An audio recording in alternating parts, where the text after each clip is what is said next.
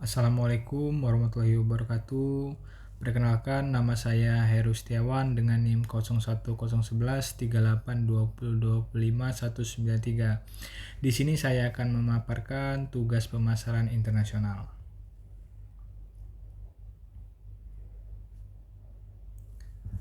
Yang pertama, bagaimanakah ciri-ciri perusahaan internasional, multinasional, dan global, dan berikan contoh.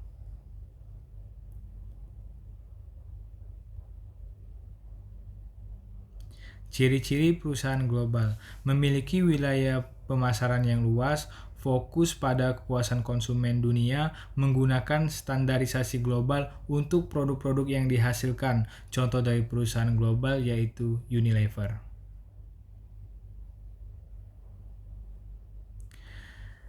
Yang kedua, ciri-ciri perusahaan multinasional. Perdagangan dalam perusahaan multinasional rata-rata terjadi di dalam lingkup perusahaan tersebut, meskipun antar negara mempunyai lingkup kegiatan peroleh pendapatan atau income generating melampaui batas negara. Sistem distribusi dan sistem manajemen yang dikembangkan melintas batas negara, khususnya untuk sistem lisensi, franchise, dan sistem modal Ventura. Contoh dari perusahaan multinasional yaitu Samsung, Adidas, dan Nestle.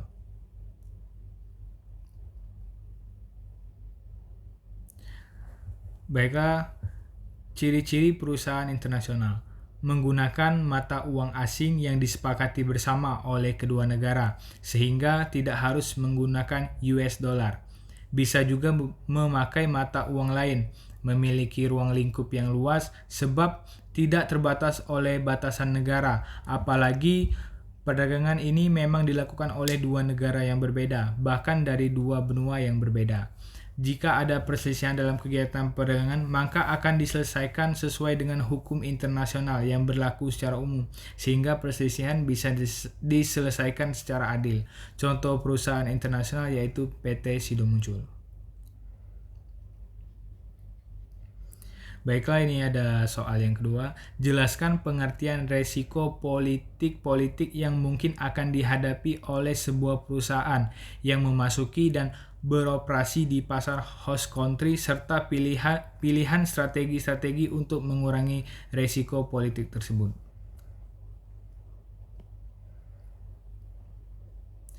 Resiko politik mungkin akan dihadapi terkait perbedaan yang akan membuat komunikasi sedikit terhambat. Nilai tukar mata uang yang berbeda sehingga harus dibuat kesepakatan terlebih dahulu yang akan disepakati oleh kedua belah pihak.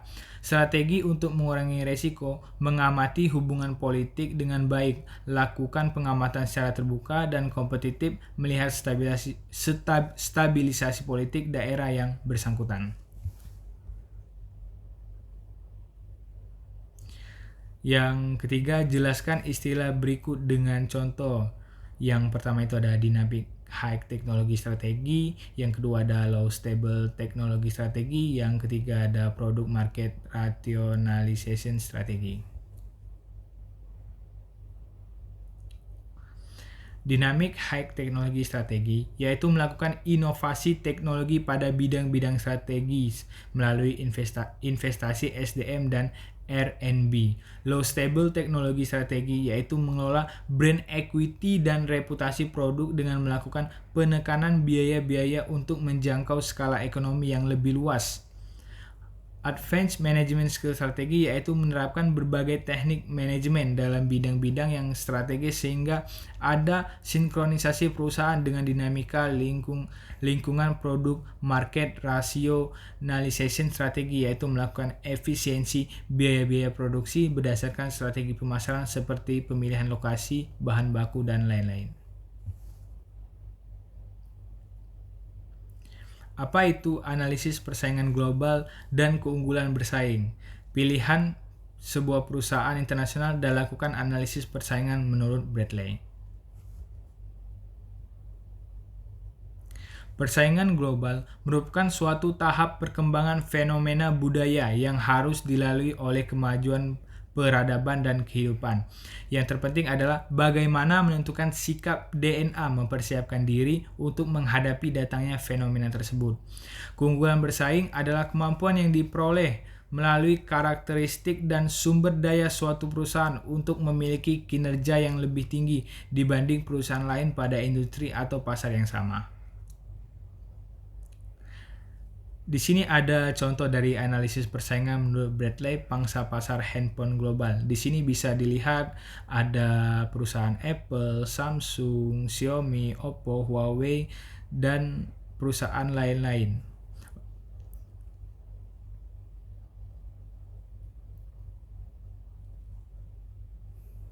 Oke, ini ada soal terakhir, jelaskan model kapal pemimpin flagship model menurut Rookman dan De Cruz dan berikan contoh.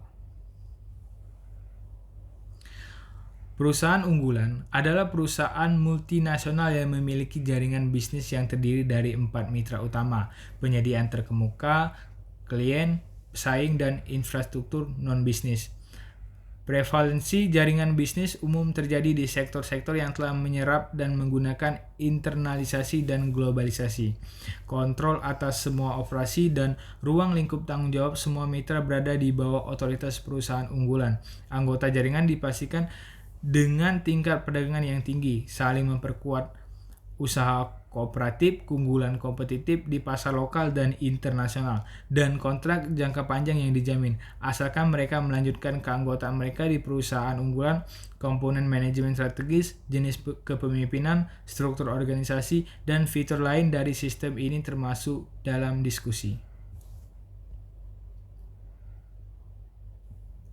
Strategi perusahaan multinasional, model unggulan teori perusahaan unggulan, perluas struktur perusahaan unggulan, fungsi strategi, fungsi manajemen, fungsi operasional, perluas preferensi untuk integrasi vertikal, teori organisasi industri tradisional, biaya transaksi atau teori internalisasi, teori berbasis sumber daya, perluas kegagalan integrasi vertikal, sewa tangkapan, kegagalan manajemen, perluas alasan kegagalan, studi kasus model unggulan. Baiklah, terima kasih. Ini saja yang bisa saya paparkan. Saya akhiri. Wali taufiq wal hidayat. Wassalamualaikum warahmatullahi wabarakatuh.